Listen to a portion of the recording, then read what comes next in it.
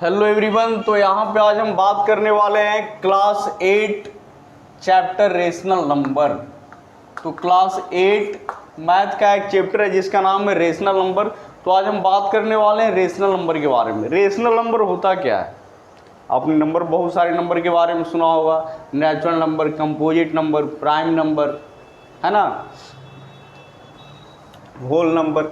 तो ये जो रेशनल नंबर होते हैं, ये हम रेशनल नंबर ऐसे नंबर को कहते हैं जो नंबर पी वाई क्यू के फॉर्म में होता है, जहां पी और क्यू इंटीजर्स होते हैं but Q is not equal to zero. याद रखना है कि rational number is that number which is in the form of P by Q where P and Q are integers but Q is not equal to zero.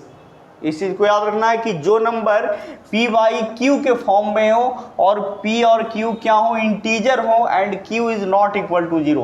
तो यहाँ पे देखिए हमने जो नंबर लिया 0/1 -2/3 -4/5, यानी पी और वाई क्यू के फॉर्म में, पी वाई क्यू के फॉर्म में। और क्यू की बात करें तो क्यू का मतलब जो नीचे वाला है, यानी 1 3 5 2, यानी हमने यहाँ पे जितना भी नंबर लिया है वो पी वाई क्यू के फॉर्म में है और पी और क्यू इंटीजर है और क्यू जो है किसी एक में भी जीरो के बराबर नहीं है। यानी हमने जो भी नंबर लिया है क्या है, वो रेशनल नंबर है।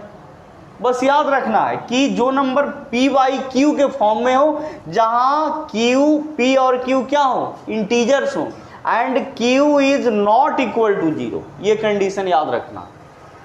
तो बच्चों अभी आपने क्या सीखा कि ये rational number is that number which is in the form of P by Q where P and Q are integers and Q is not equal to zero.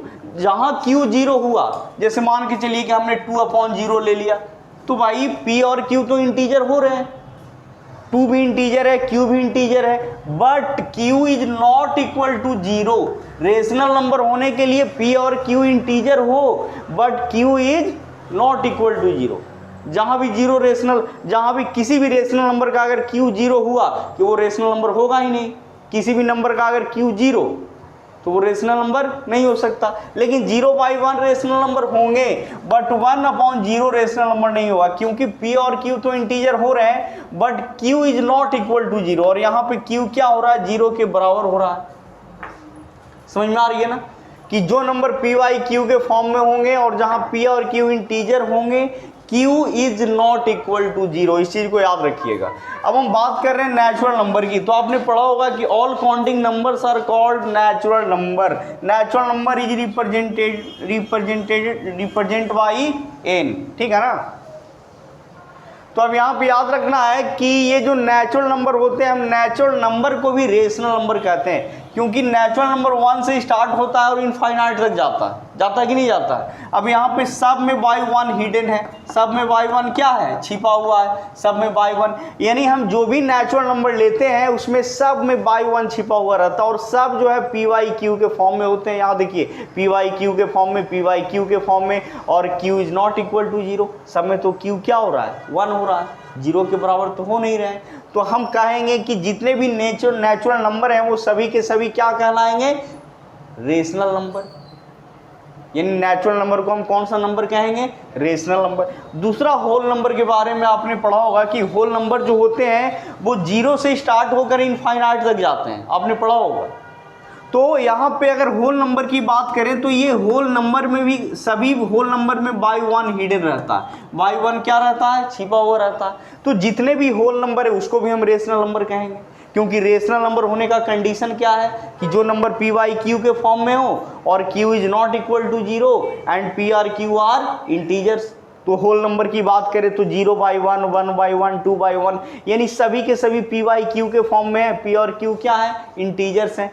अब इंटीजर्स की अगर बात करें तो आपने पढ़ा होगा कि जितने भी निगेटिव नंबर हैं, जितने भी पॉजिटिव नंबर हैं, जितने भी निगेटिव नंबर हैं और zero, negative number, positive number और जीरो, ये तीनों को हम क्या बोलते हैं, इंटीजर्स बोलते हैं। आपने क्लास 5 या 6 में पढ़ा भी होगा कि इंटीजर्स को हम किस तरीके से नंबर लाइन के ऊपर रिप्रेजेंट करते हैं। तो आपने पढ़ा होगा कि जीरो के लेफ्ट साइड में सभी के सभी पॉजिटिव इंटीजर होते हैं राइट साइड में, और जीरो के लेफ्ट साइड में सभी के सभी निगेटिव इंटीजर होते हैं। और जो भी इंटीजर होते हैं वो सभी को हम रेशनल नंबर बोलेंगे, क्योंकि सभी में बाई 1 हिडन रहता है। इधर अगर हम बात कर लें, इधर हमने लिया 0/1, 1/1, मतलब बाई 1 सब में हिडन है। इधर निगेटिव नंबर में भी बाई 1 हिडन है, यानी ये सभी के सभी इंटीजर्स जो हैं वो p/q के फॉर्म में है।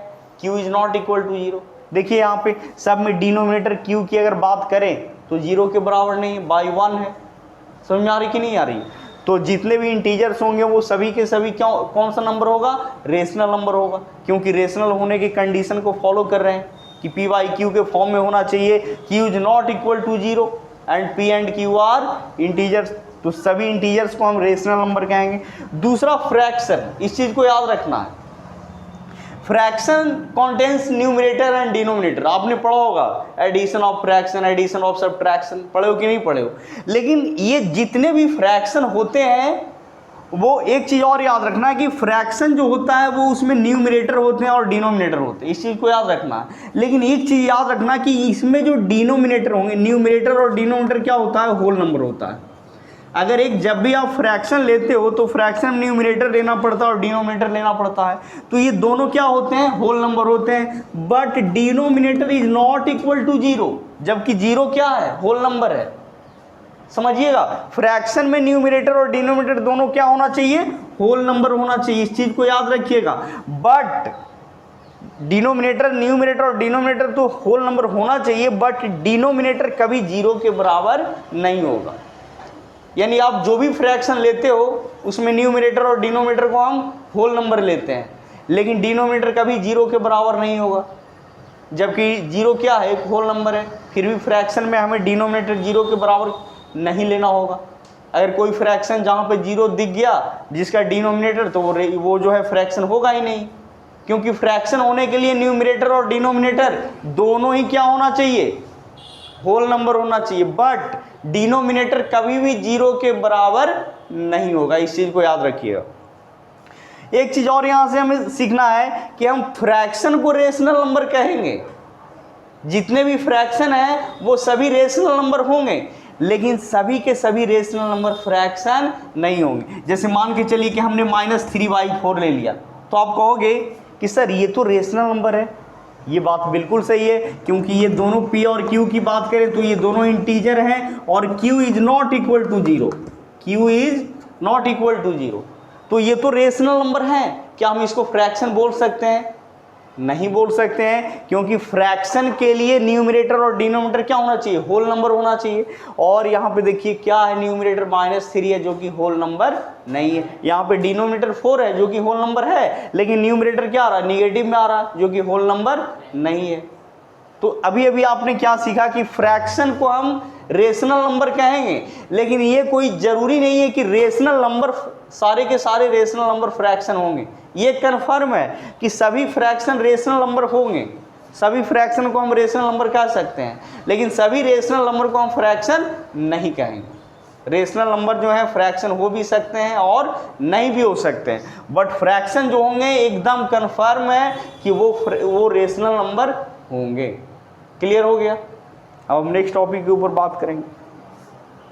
तो अभी हम बात करने वाले हैं कि रेशनल नंबर जो होते हैं, कुछ rational number positive rational number के फॉर्म में होते हैं, कुछ जो होते हैं निगेटिव रेशनल नंबर होते हैं। अब कौन सा रेशनल नंबर पॉजिटिव होगा, कौन सा रेशनल नंबर निगेटिव होगा, इसकी हम वेरिफिकेशन कैसे करेंगे, इसको वेरीफाई कैसे करेंगे? तो याद रखना है कि अगर पॉजिटिव रेशनल नंबर की अगर हम बात करें तो न्यूमरेटर और डिनोमिनेटर, समझने के लिए हम न्यूमरेटर और डिनोमिनेटर ले रहे हैं या p और q ले रहे हैं, कि दोनों का साइन यह सेम होना चाहिए। याद रखना है कि आप p भी पॉजिटिव q भी पॉजिटिव, तो ये हो जाएंगे पॉजिटिव रेशनल नंबर। और अगर यहाँ पे दोनों का साइन सेम होना चाहिए, या फिर p भी निगेटिव q भी निगेटिव, या तो दोनों पॉजिटिव या फिर दोनों निगेटिव, तो ये दोनों किसके फॉर्मेशन करेंगे? पॉजिटिव रेशनल नंबर का फॉर्मेशन करेगा। समझ में आ रही है ना? निगेटिव रेशनल नंबर में ऐसा नहीं होता है, एक पॉजिटिव तो दूसरा निगेटिव। जैसे यहाँ पे p पॉजिटिव p पॉजिटिव तो यहाँ पे q निगेटिव, और अगर यहाँ पे हमने p पॉजिटिव लिया q पॉजिटिव लिया तो p क्या लेना पड़ेगा? निगेटिव लेना पड़ेगा। ध्यान दीजिएगा, p पॉजिटिव q निगेटिव, और यहाँ q पॉजिटिव तो p निगेटिव। याद रखना पॉजिटिव रेशनल नंबर में या तो P और Q दोनों का सेम साइन होगा, या तो दोनों पॉजिटिव में होगा या फिर दोनों निगेटिव में होगा। लेकिन निगेटिव रेशनल नंबर में ऐसा नहीं होता है, अगर P पॉजिटिव है तो Q निगेटिव होगा, और अगर P निगेटिव है तो Q पॉजिटिव होगा। समझ में आ रही है ना। अब समस्या ये है कि अब आपसे कोई बोले कि सर जीरो, तो आपको तो पता ही है कि जीरो एक ऐसा नंबर है जो ना ही निगेटिव है और ना ही पॉजिटिव है। अब मान लिया जाए कि ऐसा रहे 0/-2 है, भाई अब इसको हम किस कैटेगरी में रखें? समझ में आ रही है ना। तो जीरो के लिए तो जीरो को निगेटिव भी कर सकते हो, पॉजिटिव भी कर सकते हो, कोई फर्क नहीं पड़ेगा। Zero is neither negative nor positive, उसको तो हम कुछ ले ही नहीं सकते हैं, तो यहाँ पे इसके बारे में डिस्कशन करना बेकार है। तो अभी आपने देखा पॉजिटिव रेशनल नंबर और निगेटिव रेशनल नंबर। जो पॉजिटिव रेशनल नंबर होते हैं उनमें न्यूमरेटर और डिनोमिनेटर दोनों का साइन सेम होता है, या तो दोनों पॉजिटिव में होते हैं या फिर दोनों निगेटिव में होते हैं। निगेटिव रेशनल नंबर में क्या होता है कि एक पॉजिटिव दूसरा निगेटिव, अगर P पॉजिटिव तो Q निगेटिव, और अगर P negative Q positive. Clear हो रहा है कि नहीं हो रहा है? तो इस तरीके से आगे और भी देखेंगे।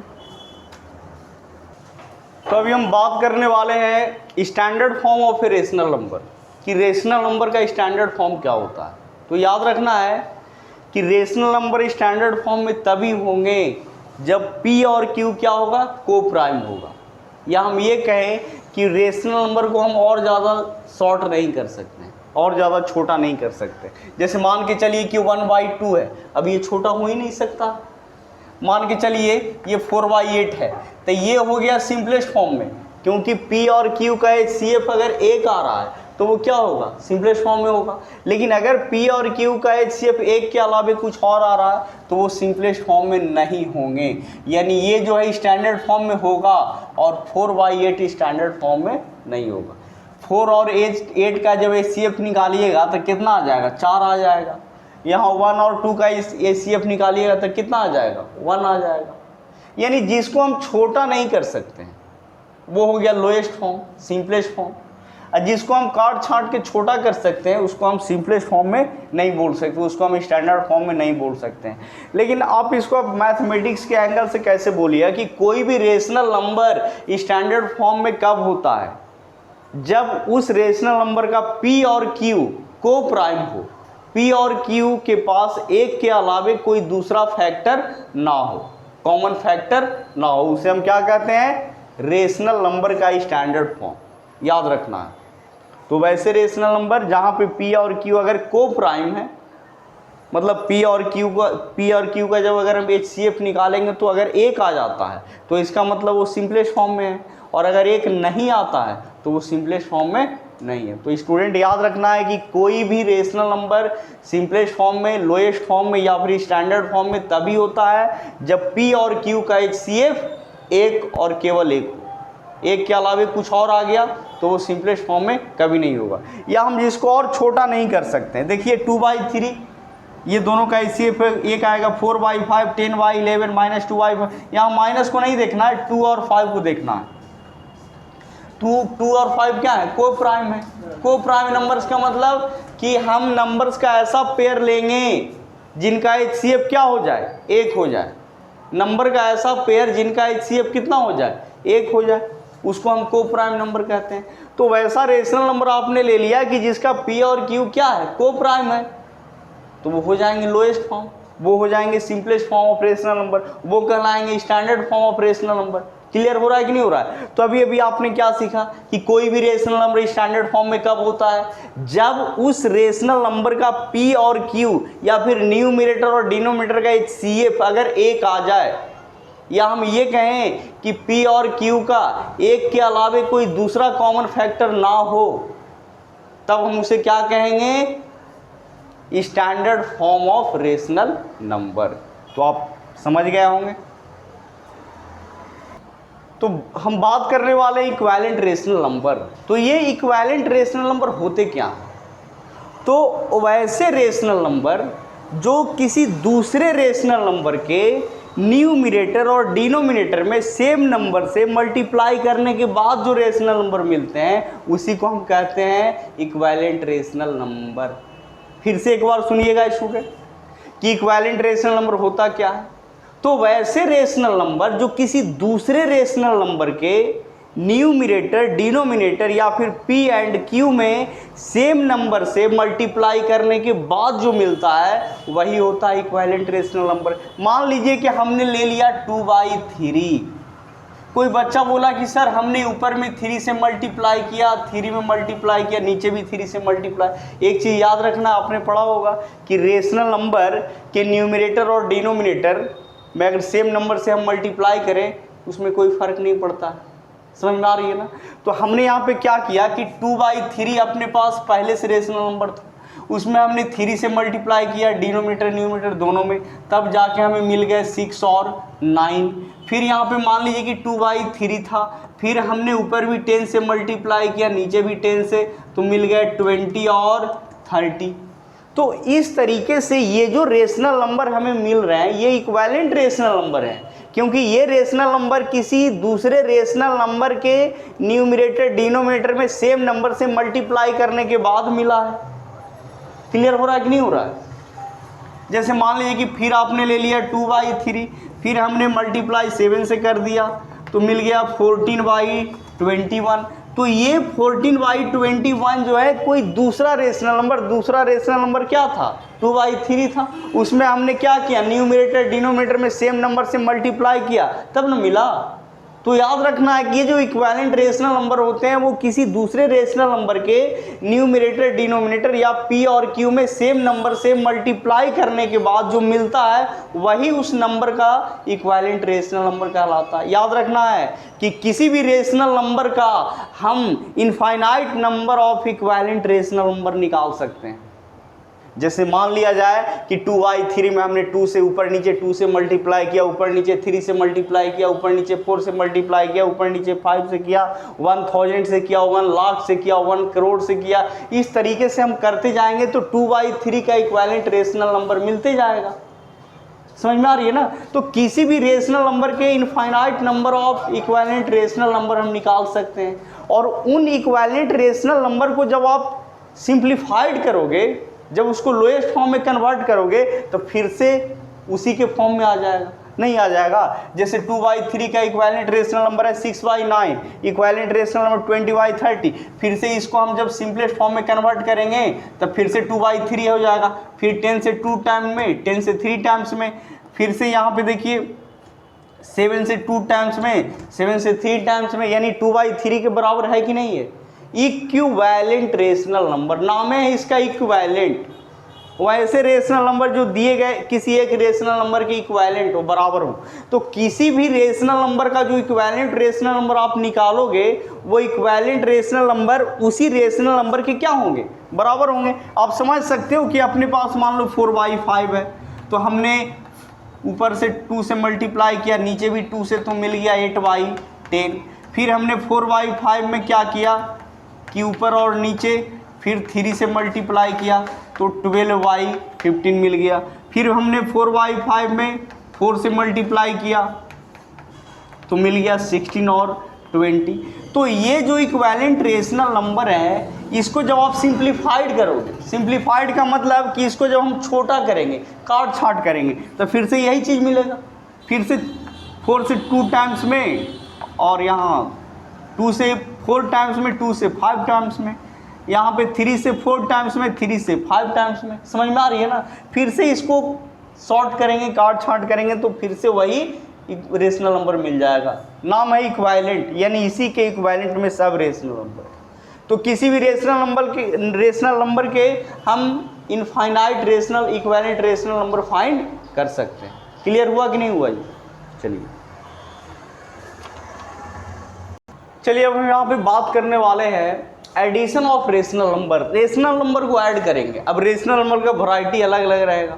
कुछ रेशनल नंबर ऐसा रहेगा जिनके डिनोमिनेटर सेम रहेंगे, कुछ रेशनल नंबर का डिनोमिनेटर डिफरेंट रहेगा। समझ में आ रही है?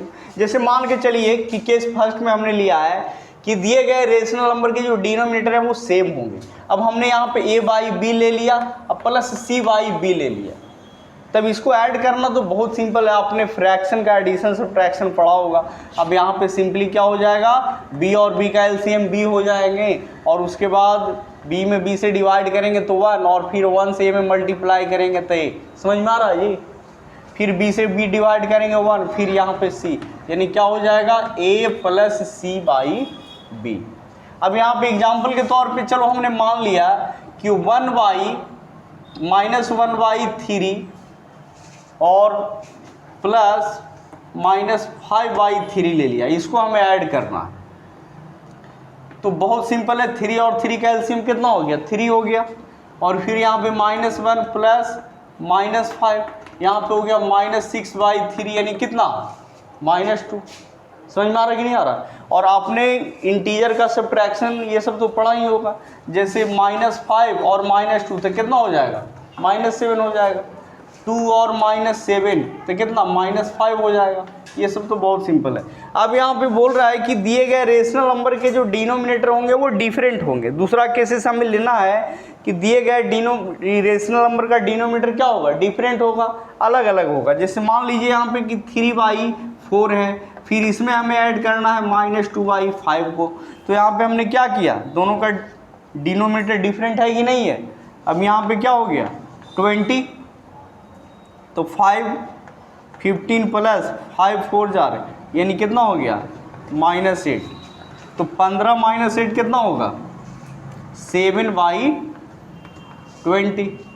समझ में आ रही है ना? अब मान लिया जाए कि A/B है, अब प्लस C/D है। देखिए दोनों का डिनोमिनेटर अलग अलग है कि नहीं है। अब दोनों का एलसीएम कितना हो जाएगा, B गुना D हो जाएगा, फिर भाग देंगे तो क्या AD, अब प्लस D में D से कैंसिल तो क्या हो जाएगा BC। समझ में आ रही है ना? चलिए फिर हम लोग आगे देखेंगे। तो चलिए यहाँ पे हम देखने वाले हैं एडिशन ऑफ रेशनल नंबर के क्या क्या प्रॉपर्टीज होते हैं। मतलब रेशनल नंबर का जो एडिशन है वो किन किन प्रॉपर्टीज़ को फॉलो करता है, किन किन प्रॉपर्टीज़ का अनुसरण करता है। तो सबसे पहला चीज़ है क्लोजर प्रॉपर्टी। ये होता क्या है कि क्या जब हम दो रेशनल नंबर को लेते हैं और दोनों को जब जोड़ते हैं तो जोड़ने के बाद जो आता है क्या वो भी रेशनल नंबर होता है। तो देखिए यहाँ पे, तो यस, यहाँ पे हम कहें कि अगर दो रेशनल नंबर को हम ले रहे हैं और दोनों को ऐड कर रहे हो, ऐड करने के बाद जो रिजल्ट आ रहा है वो भी क्या आ रहा है, रेशनल नंबर ही आ रहा है। तो यहाँ 2 और 4 का एलसीएम कितना हो जाएगा 4। समझ में आ रही है ना? फिर यहाँ पे कितना हो गया -2 प्लस -3, यानी -5/4। तो देखिए तो -5/4 भी क्या है, रेशनल नंबर है। तो इस तरीके से यहाँ पे कंक्लूजन ये निकलता है कि एडिशन ऑफ रेशनल नंबर जो है वो क्लोजर प्रॉपर्टी को फॉलो करते हैं। जब भी हम दो रेशनल नंबर को लेते हैं और दोनों को जोड़ते हैं तो जोड़ने के बाद जो आता है वो भी क्या आता है, रेशनल नंबर ही आता है। दूसरा है कम्यूटेटिव लॉ या फिर कम्यूटेटिव प्रॉपर्टी, जिसमें के internal A/B plus C/D is equal to C/D plus A/B। यहाँ पे जैसे इंटीजर में आपने पढ़ा होगा 1 + 2 इज इक्वल टू 2 + 1, तो 1 + 2 भी 3 और 2 + 1 भी 3। तो यहाँ पे हमने क्या किया है, ये पहला रेशनल नंबर, दूसरा रेशनल नंबर, फिर दूसरा रेशनल नंबर, फिर पहला रेशनल नंबर। समझ में आ रही है ना? दोनों सेम है 1/2 2/3, लेकिन यहाँ पे 2/3 पहले है 1/2 बाद में है। तो यहाँ पे भी रिजल्ट सेम आएंगे। इसका एलसीएम 6 हो गया, फिर 3 और कितना 4, इधर भी एलसीएम 6 हो गया 4 प्लस 3, यानी दोनों तरफ 7/6 के बराबर आ गए। तो इस तरीके से हम कहेंगे कि रेशनल नंबर का एडिशन है जो कम्यूटेटिव लॉ को फॉलो करता है। समझ में आ रही है ना? उसके बाद हम देखेंगे एसोसिएटिव। एसोसिएटिव का मतलब होता है साथ में होना। एसोसिएशन का मतलब जैसे पढ़े हो आप, केमिस्ट्री में पढ़ते होंगे एसोसिएशन, डिसएसोसिएशन। एसोसिएशन का मतलब साथ में। तो यहाँ पे हमने क्या किया है कि 3 रेशनल नंबर लिया, 2 को एक साथ जोड़ा, उसके बाद एडिटिव, वो जो एडिटिव रिजल्ट आया उसमें फिर थर्ड को जोड़ दिया। उसके बाद हमने क्या किया, फर्स्ट को बाहर करके सेकंड और थर्ड को जोड़ा, फिर उसमें हमने उसको ऐड किया। जैसे यहाँ पे मान लिया जाए कि हम 3 रेशनल नंबर ले रहे बाबू, 1 2 और 3। ये रेशनल नंबर है कि नहीं है जी? क्योंकि सब बाई 1 P/Q के फॉर्म में, Q 0 के बराबर नहीं है तो रेशनल नंबर तो होगा ही। तो यहाँ पे हमने क्या किया कि 1 + 2 को एक साथ कर दिया और RHS में हमने 1 को बाहर करके 2 + 3 को एक साथ किया। तो इधर 2 + 1 कितना हो गया 3, प्लस 3 कितना हो गया, इधर 6 हो गए, और इधर अगर देखा जाए तो 1 प्लस 3 और 2 कितना 5, यानी इधर भी कितना आ रहा है 6 आ रहा है। तो इस तरीके से हम कह सकते हैं कि एडिशन ऑफ रेशनल नंबर है जो एसोसिएटिव लॉ को फॉलो करता है।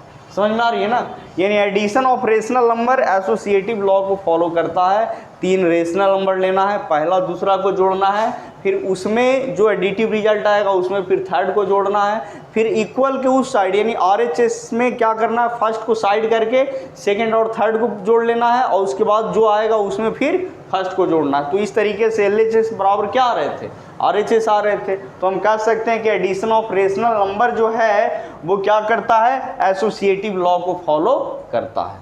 अब यहाँ पे देखिए एग्जिस्टेंस ऑफ एडिटिव आइडेंटिटी। देखिए जीरो को हम एडिटिव आइडेंटिटी बोलते हैं। जीरो को आप किसी रेशनल नंबर में जोड़िएगा तो उस रेशनल नंबर में कोई डिफरेंस नहीं होता है। जैसे यहाँ पे a y b plus 0 is equal to 0 plus a y b, हमने 1/2 में 0 को जोड़ा, अब फिर 0 प्लस 1/2। आप रेशनल नंबर में 0 को जोड़िए या 0 को रेशनल नंबर में जोड़िए, क्या फ़र्क पड़ता है, उसमें कोई अंतर नहीं होगा। मान लो -3 में हम 0 को ऐड कर रहे हैं और 0 में प्लस -3 को ऐड कर रहे हैं, क्या फ़र्क पड़ेगा, इधर भी -3 और इधर भी -3। समझ में आ रही है ना। तो इस तरीके से आप 0 को क्या बोलोगे, एडिटिव आइडेंटिटी। 0 को किसी भी रेशनल नंबर में जब हम ऐड करते हैं तो उस रेशनल नंबर में कोई डिफरेंस नहीं होता है, उसके वैल्यू में कोई चेंजिंग नहीं होती है। चलिए यहाँ पे देखने वाले हैं properties of subtraction of rational. यहाँ पे हम एडिशन ऑफ रेशनल नंबर में एक प्रॉपर्टी को देखेंगे, एडिटिव इनवर्स। ठीक है, तो प्रॉपर्टी 5 की बात करें तो यहाँ पे एग्जिस्टेंस ऑफ एडिटिव इनवर्स का मतलब है कि किसी भी रेशनल नंबर का हमको एडिटिव इनवर्स निकालना है। और एक चीज़ को याद रखिए कि किसी भी रेशनल नंबर का जब एडिटिव इनवर्स निकालिएगा तो बस उस रेशनल नंबर के साइन को चेंज कर देना है, उसके साइन को क्या करना है, चेंज कर देना है। किसी भी रेशनल नंबर का जो एडिटिव इनवर्स होता है बस उस रेशनल नंबर के अपोजिट साइन को करने से हो जाता है। जैसे a प्लस बी है तो ये प्लस में है तो इसका एडिटिव इनवर्स क्या हो गया, -a/b। समझ में आ रही है। देखिए यहाँ पे 1/2 है तो 1/2 का एडिटिव इनवर्स -1/2, -3/4 का एडिटिव इनवर्स +3/4। समझ में आ रही है। किसी भी रेशनल नंबर का जब एडिटिव इनवर्स निकालना रहे तो बस हम उसके साइन को क्या करते हैं, चेंज कर देते हैं। साइन को क्या कर देते हैं, चेंज कर देते हैं। यहाँ पे देखिए -2 है तो -2 का एडिटिव इनवर्स +2, 2/5 का एडिटिव इनवर्स -2/5। समझ में आ रहा कि नहीं आ रहा है। एक चीज़ और याद रखना है कि कोई भी रेशनल नंबर और उसका एडिटिव इनवर्स जब हम उसमें ऐड करते हैं, कोई किसी भी रेशनल नंबर और उस रेशनल नंबर का एडिटिव इनवर्स अगर उसी में हम ऐड करें तो उसका रिजल्ट 0 के बराबर आता है। याद रखना है, कोई भी रेशनल नंबर और उस रेशनल नंबर का एडिटिव इनवर्स अगर उसमें हम ऐड करते हैं तो रिजल्ट क्या आएगा, 0 आएगा। जैसे 2 है, 2 में ऐड करना है इसका एडिटिव इनवर्स तो इसका साइन उलट दीजिए तो क्या हो जाएगा, -2, तो ऐड करेंगे तो क्या आएगा, 0 आएगा। जैसे मान लीजिए कि 1/2 है, 1/2 में ऐड करेंगे क्या, -1/2, तो रिजल्ट क्या आएगा, 0 आएगा ना। जैसे यहाँ पे देखो ना, इसको हम क्या लिखेंगे, 2 - 2, तो 2 से 2 कैंसिल हो गया, 2 में से 2 गया 0। तो किसी भी रेशनल नंबर का जो एडिटिव इनवर्स होता है, याद रखना है उस रेशनल नंबर के साइन को उलट देने से उसका क्या मिल जाता है, एडिटिव इनवर्स मिल जाता है। एक चीज़ और याद रखना है कि कोई भी रेशनल नंबर और उस रेशनल नंबर का एडिटिव इनवर्स, ये दोनों को जब जोड़ते हैं तो रिजल्ट क्या आता है, 0 आता है। कोई भी रेशनल नंबर ले लीजिए और उस रेशनल नंबर में उसी रेशनल नंबर का एडिटिव इनवर्स को जोड़िए, रिजल्ट क्या आएगा, 0 आएगा। मान लो हम यहाँ 5/4 लेते हैं, इसका एडिटिव इनवर्स क्या, -5/4, इसको ऐड करेंगे तो रिजल्ट क्या आएगा, 0 आएगा। हमने ले लिया 5, इसमें ऐड करना है इसी का एडिटिव इनवर्स तो रिजल्ट क्या आएगा, 0 आएगा। क्लियर हो रहा है ना। अब देखना है सब्ट्रैक्शन ऑफ रेशनल नंबर। तो याद रखना है कि सब्ट्रैक्शन ऑफ रेशनल नंबर जो है क्लोजर प्रॉपर्टी को फॉलो करते हैं, क्लोजर प्रॉपर्टी को फॉलो करते हैं। मतलब दो रेशनल नंबर लेना है और दोनों के बीच डिफरेंस मालूम करना है। तो डिफरेंस करने के बाद जो रिजल्ट आता है क्या वो भी रेशनल नंबर होते हैं? तो ऑफकोर्स होता है। मान लिया जाए कि हमने रेशनल नंबर ले लिया 1/2, दूसरा रेशनल नंबर ले लिया 3/4। अब ये दोनों के बीच डिफरेंस निकालेंगे। दो रेशनल नंबर का डिफरेंस क्या रेशनल नंबर होता है? तो ये दोनों का डिफरेंस निकालिए, एलसीएम कितना हो गया? 4 हो गया। यानी 2 - 3 यानी -1/4। यानी दो रेशनल नंबर का डिफरेंस भी क्या आ रहा है? रेशनल नंबर आ रहा है। तो याद रखना है कि सब्ट्रैक्शन ऑफ रेशनल नंबर जो है क्लोजर प्रॉपर्टी को फॉलो करते हैं, ठीक है ना। यहाँ पे याद रखना subtraction of rational number commutative law को फॉलो नहीं करता है। क्योंकि मान लीजिए कि 1 भी रेशनल नंबर है और 2 भी रेशनल नंबर है, फिर 1 - 2 करेंगे क्योंकि दोनों में बाई 1 है। इधर में देखिए 2 और -1, तो 1 - 2 करेंगे तो कितना हो जाएगा? -1, और 2 - 1 करेंगे तो कितना हो जाएगा? +1, जो कि इक्वल नहीं है। तो हम कहेंगे कि सब्ट्रैक्शन ऑफ रेशनल नंबर है वो कम्यूटेटिव लॉ को फॉलो नहीं करता। क्लियर हो गया ना? Subtraction of rational number commutative law को फॉलो नहीं करता, इस बात को याद रखना है। देखिए सब्ट्रैक्शन ऑफ रेशनल नंबर में प्रॉपर्टी थर्ड है एसोसिएटिव लॉ। तो यहाँ पे भी हम 3 रेशनल नंबर लेंगे और एसोसिएटिव लॉ में क्या है कि इधर देखिए हमने 3 रेशनल नंबर लिया और इस तरीके के कंडीशन को करना है। जैसे मान के चलिए कि हमने 1, 2 और 3 लिया, तो अब यहाँ पे हम क्या कर रहे हैं कि 1 को साइड में करके 2 और 3 को एक साथ हमने लिया। तो इस तरीके से यहाँ पे क्या आया? रिजल्ट आ गया +2। और LH अगर हम RHS की बात करें तो RHS में हमने क्या किया कि 1 और 2 को एक साथ रखा, दोनों के बीच डिफरेंस मालूम किया और उसके बाद फिर उससे हमने थर्ड को सब्ट्रैक्ट किया। तो इस तरीके से -4 आ रहे हैं, जहाँ पे रिजल्ट दोनों तरफ सेम नहीं आ रहा। तो इस तरीके से हम कहेंगे कि सब्ट्रैक्शन ऑफ रेशनल नंबर है जो एसोसिएटिव लॉ को फॉलो नहीं करता, क्योंकि LS is not equal to RHS। समझ में आ रही है ना? तो याद रखना है कि सब्ट्रैक्शन ऑफ रेशनल नंबर है वो एसोसिएटिव लॉ को फॉलो नहीं करता है। सब्ट्रैक्शन प्रॉपर्टी ऑफ 0, तो किसी भी रेशनल नंबर से जब हम 0 को सब्ट्रैक्ट करते हैं तो उस रेशनल नंबर में कोई डिफरेंस नहीं होता है, वो रेशनल नंबर खुद वही रह जाता है। जैसे हमने यहाँ पे 2/7 से 0 को सब्ट्रैक्ट किया तो 2/7 हो गया, -3/5 से 0 को सब्ट्रैक्ट किया तो -3/5 ही हो गया। जैसे मान के चलिए -5/7 से आपने 0 को सब्ट्रैक्ट किया तो 0 बाई क्या? कुछ भी नहीं है तो 1 है, फिर 7, फिर -5, फिर क्या? 0, यानी -5/7। देखिए -5/7 से 0 को घटा रहे तो -5/7 आ रहा है कि नहीं आ रहा? समझ में आ रही है ना? चलिए हम यहाँ पे बात करने वाले हैं मल्टीप्लिकेशन ऑफ रेशनल नंबर। तो जब भी हम रेशनल नंबर को मल्टीप्लाई करते हैं तो याद रखना कि आप जितने भी रेशनल नंबर ले रहे हो तो उसमें हमको करना क्या है कि सभी रेशनल नंबर का जो न्यूमरेटर है उसको एक साथ कर देंगे, फिर डिनोमिनेटर को एक साथ करना है। जैसे यहाँ पे हमने A/B लिया, C/D लिया, तो इसका जब मल्टीप्लिकेशन करेंगे तो A को C के साथ करना और B को D के साथ, यानी पहला रेशनल नंबर का न्यूमरेटर दूसरे रेशनल नंबर के न्यूमरेटर के साथ। समझ में आ रही है? फिर दूसरे रेशनल नंबर का जो डिनोमिनेटर है पहले रेशनल नंबर का डिनोमिनेटर दूसरे रेशनल नंबर के डिनोमिनेटर के साथ मल्टीप्लाई करना। जैसे यहाँ बहुत आसान है, यहाँ पे कितना हो जाएगा? -2 × 4/3 × 5 यानी -8/15 ये हो गया। यहाँ पे -5 × 3/2 × 4 यानी -15/8। एक तरीका ये भी है कि हम रेशनल नंबर को सिंप्लीफाई भी कर सकते हैं। जैसे यहाँ पे देखा जाए तो -15 है और यहाँ पे 60 है, तो हम इसको काट सकते हैं। ये 15 से 1 टाइम में और ये 15 से 4 टाइम में। अब यहाँ पे क्या बच गया? -1 × 51 और 9 × 4 यानी -51 कितना? 36। इस तरह से इसको भी कर सकते हो, 4 से 4 कैंसिल हो जाए। समझ में आ रही है? अब यहाँ से देखिए माइनस और माइनस गुना क्या हो जाएगा? प्लस हो जाएगा। तो आपको तो माइनस को हटा दीजिए, क्योंकि माइनस गुना माइनस क्या हो गया? प्लस हो गया। और कहीं कट रहा है? नहीं कट रहा है। तो अब यहाँ से बच गया 16 गुना 3 इंटू 16 अब बाई 5 इंटू 5 यानी 48/25। यहाँ से देखिए ये माइनस से माइनस कैंसिल हो जाएगा, समझ में आ रही है? 2 से कितना बार में? 3 बार में कट गया। उसके बाद 5 से कितना बार में? 2 बार में। फिर यहाँ से देखिए 2 से के बार में? 2 बार में, ठीक है ना। ऊपर में बच गया 2, इसमें कुछ नहीं तो 1 है। ऊपर नीचे में कितना बच गया? 3 गुना, ऊपर में 2 गुना 1 गुना 1, फिर नीचे में 3 गुना, यहाँ भी कुछ नहीं तो 1 रहता है, लेकिन लिखने की ज़रूरत नहीं, वो डायरेक्ट कर देंगे। 2 हो गया और यहाँ पे कितना? 9 हो गया। यही हो गया आंसर। अब यहाँ पे देखिए क्लोजर प्रॉपर्टी की हम बात कर रहे हैं। जैसे यहाँ पे देखेंगे कि क्लोजर प्रॉपर्टी क्या कहता है कि क्या अगर आप 2 रेशनल नंबर लेते हो और दोनों को प्रोडक्ट करते हो, दोनों को मल्टीप्लाई करते हो, तो मल्टीप्लाई करने के बाद जो आता है क्या वो भी रेशनल नंबर होता है? तो ऑफ कोर्स होता है। जैसे हमने क्या किया, 2 रेशनल नंबर ले लिया, एग्जाम्पल के तौर पर -1/2 ले लिया और 3/2 ले लिया। अब इसको गुना कीजिए तो -3/4 मिल रहा है, जो कि क्या है? रेशनल नंबर है।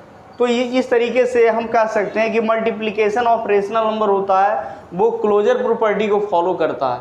क्योंकि अगर हम 2 रेशनल नंबर लेते हैं और दोनों को जब मल्टीप्लाई करते हैं तो मल्टीप्लाई करने के बाद जो मिलता है वो भी क्या मिलता है? रेशनल नंबर मिलता है। तो इस तरीके से याद रखना है कि multiplication of rational number closure property को फॉलो करते हैं। दूसरा है कम्यूटेटिव लॉ। तो यहाँ पे भी याद रखना है कि क्या हम 2 रेशनल नंबर को लिखते हैं, जैसे मान के चलिए कि हमने यहाँ पे 2 रेशनल नंबर लिया 1/2 एंड 3/4 और RHS में हमने 3/4 यानी 1 × 2 = 2 × 1। तो ये रिजल्ट बिल्कुल सही है। इधर भी 2 आ रहा है, इधर भी क्या आ रहा है? 2 आ रहा है, यानी LHS = RHS। यहाँ पे अगर हम देखें तो 3 कितना हो जाएगा? 8 और इधर भी हो जाएगा 3/8। तो इस तरीके से हम कहेंगे कि मल्टीप्लिकेशन ऑफ रेशनल नंबर है वो कम्यूटेटिव लॉ को क्या करता है? फॉलो करता है।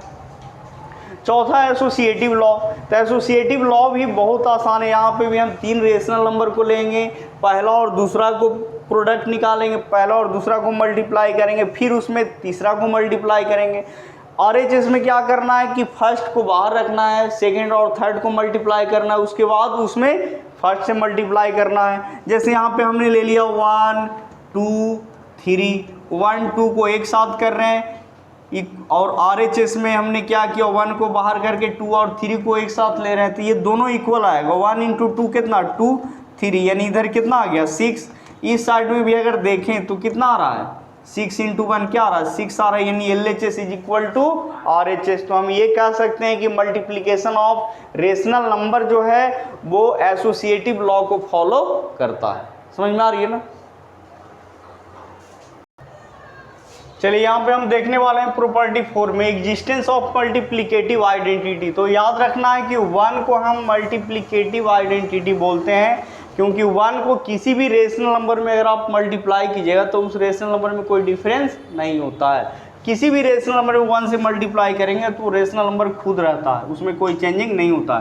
तो a/b × 1 = 1 × a/b, इस तरीके से याद रखना है। कोई भी रेशनल नंबर हमने ले लिया -2/3 और इसमें हमने 1 से मल्टीप्लाई किया, फिर ये 1 में -2/3 से मल्टीप्लाई किया तो इसमें LHS में आ गया -2/3, RHS में ही -2/3। तो इस तरीके से याद रखना है कि किसी भी रेशनल नंबर में 1 से मल्टीप्लाई करने के बाद उस रेशनल नंबर में कोई चेंजिंग नहीं होता, वो रेशनल नंबर खुद रह जाता है।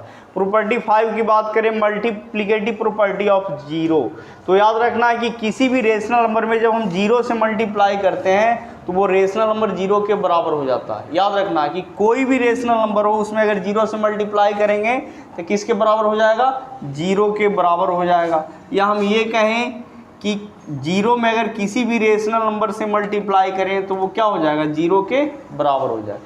0 को रेशनल नंबर में मल्टीप्लाई कीजिए या रेशनल नंबर को 0 में मल्टीप्लाई कीजिए, रिजल्ट क्या आएगा?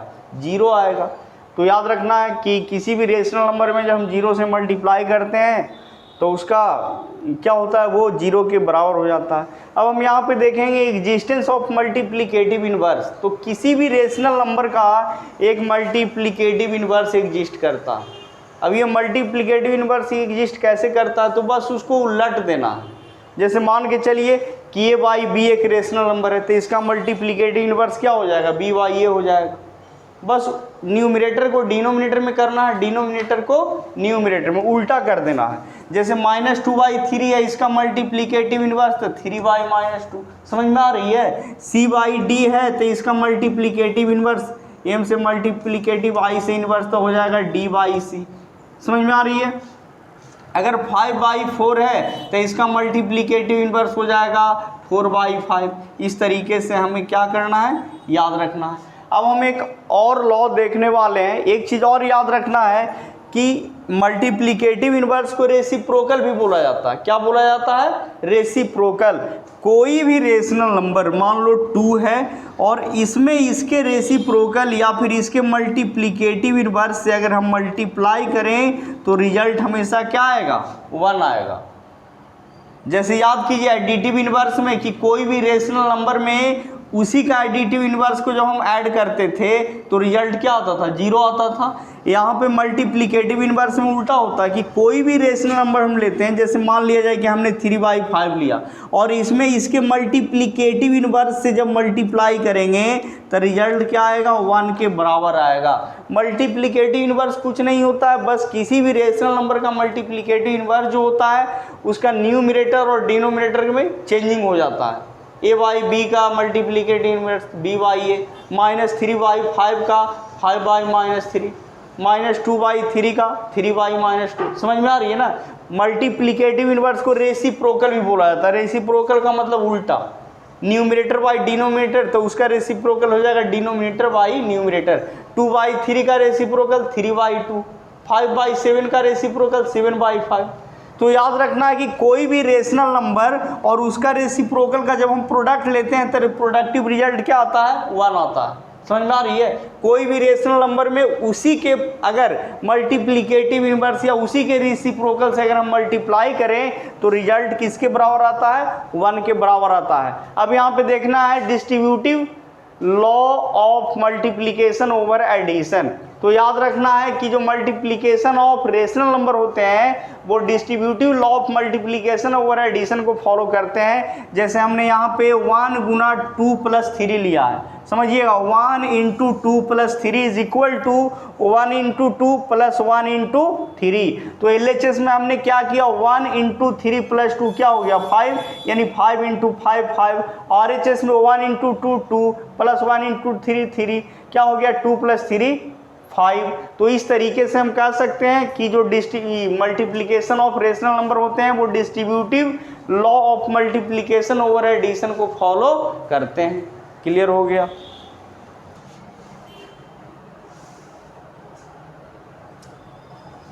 डिवीजन ऑफ रेशनल नंबर की अगर हम बात करें तो दो रेशनल नंबर के बीच अगर डिवीजन निकालते हैं, जबकि दूसरा जो रेशनल नंबर है अगर नॉन जीरो रेशनल नंबर है, तब हम इसका डिवीजन करके इस तरीके से क्या कर सकते हैं कि A/B, और यहाँ पे जब भी मल्टीप्लाई करेंगे तो दूसरा जो रेशनल नंबर है उसका न्यूमरेटर जो है और डिनोमिनेटर ये दोनों क्या हो जाता है, चेंज हो जाता है। जैसे A/B divided by C/D is equal to A/B। जैसे ही डिवीजन का साइन मल्टीप्लिकेशन में चेंज होगा कि ये जो दूसरा रेशनल नंबर है इसका डिनोमिनेटर न्यूमरेटर चेंज हो जाता है, यानी ये क्या हो जाएगा D/C। और फिर इस तरीके से मल्टीप्लिकेशन ऑफ रेशनल नंबर के फॉर्म में आ गया तो न्यूमरेटर को न्यूमरेटर के साथ डिनोमिनेटर को डिनोमिनेटर के साथ मल्टीप्लाई कर देते हैं। जैसे एग्जांपल के तौर पे हम यहाँ पे ले सकते हैं कि 2/3 डिवाइडेड बाई 1/2। याद रखना है कि दूसरा जो रेशनल नंबर लेना है वो नॉन जीरो रेशनल नंबर लेना है। तो इस तरीके से अगर मल्टीप्लाई करेंगे तो 2/3 इंटू कितना 2/1 यानी 4/3 हो जाएगा। तो इस तरीके से डिवीजन ऑफ रेशनल नंबर याद रखना है कि दूसरा जो रेशनल नंबर लेंगे वो नॉन जीरो रेशनल नंबर, या हम डिवीजन ऑफ रेशनल नंबर की अगर बात करें तो हमेशा नॉन जीरो रेशनल नंबर को लिया जाता है, क्योंकि अगर हम जीरो में किसी रेशनल नंबर से डिवाइड करते हैं तो वो क्या हो जाएंगे, जीरो के बराबर हो जाएंगे। और अगर हम किसी रेशनल नंबर में जीरो से डिवाइड करते हैं तो वो क्या हो जाएगा, नॉट डिफाइंड। वो क्या हो जाएंगे, नॉट डिफाइंड। तो हमेशा याद रखना है कि जो डिवीजन ऑफ रेशनल नंबर है वो हमेशा नॉन जीरो रेशनल नंबर को ही लिया जाता है। अब यहाँ पे देखा जाए properties of division of rational number में सबसे पहले है क्लोजर प्रॉपर्टी। तो याद रखना है कि जो क्लोजर प्रॉपर्टी होते हैं ये कुछ पार्टिकुलर कंडीशन को फॉलो करते हैं। जैसे अगर हम दो नॉन जीरो रेशनल नंबर लेते हैं तो उनका डिवीजन एक रेशनल नंबर होगा। अगर दो नॉन जीरो रेशनल नंबर हम लेते हैं, जैसे यहाँ पे हमने दो नॉन जीरो रेशनल नंबर लिया तो इनका डिवीजन क्या आ रहा है, एक रेशनल नंबर आ रहा है। उसी तरीके से अगर हम एक पहला जो है एक नॉन जीरो रेशनल नंबर लेते हैं और दूसरा जो है एक जीरो रेशनल नंबर ले लेते हैं, तो इस तरीके से इनका रिजल्ट आता है नॉट डिफाइंड। तो याद रखना है कि जो properties of division of rational number हैं वो नॉन जीरो रेशनल नंबर के लिए क्लोजर प्रॉपर्टी को फॉलो करता है। अगर दो नॉन जीरो रेशनल नंबर ले रहे हैं, उनके बीच डिवीजन कर रहे हैं, तब वो जो आएगा क्या आएगा, रेशनल आएगा। लेकिन अगर एक रेशनल नंबर जो है, एक रेशनल नंबर ले रहे हैं नॉन जीरो रेशनल नंबर और दूसरा जीरो रेशनल नंबर ले रहे हैं, तो उनका डिवीजन जो आएगा क्या आएगा, नॉट डिफाइंड आएगा। समझ में आ रही है ना। तो याद रखना है कि नॉन जीरो रेशनल नंबर के लिए ये क्लोजर प्रॉपर्टी का ये जो division non zero rational number के लिए डिवीजन ऑफ रेशनल नंबर है वो क्लोजर प्रॉपर्टी को फॉलो करते हैं। लेकिन अगर जैसे ही हम जीरो रेशनल नंबर ले लेते हैं तो उसके लिए ये क्लोजर प्रॉपर्टी को फॉलो नहीं करता है। इस तरीके से याद रखिएगा कि यहाँ पे नॉन जीरो रेशनल के लिए ये क्लोजर प्रॉपर्टी को फॉलो कर रहा है। लेकिन जैसे ही यहाँ पे हमने दूसरा जीरो रेशनल, क्योंकि जीरो भी क्या है, रेशनल नंबर है, तो जैसे ही हमने क्या किया कि जीरो रेशनल नंबर को जीरो रेशनल नंबर से नॉन जीरो रेशनल नंबर में डिवाइड किया तो क्या मिल रहा है, इसका रिजल्ट आ रहा है नॉट डिफाइंड। तो इस तरीके से याद रखना है कि डिवीजन ऑफ रेशनल नंबर जो है वो क्लोजर प्रॉपर्टी को फॉलो नहीं करते। इस तरीके से याद रखना।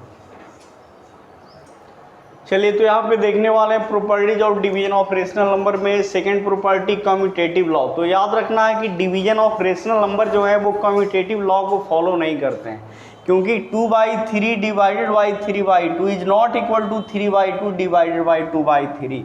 अगर हम देखें तो इधर अगर हम सोल्व करें तो कितना हो जाएगा, इधर अगर हम सोल्व करने की बात करें तो 2/3 इंटू 2/3 यानी 4/9 आ गया।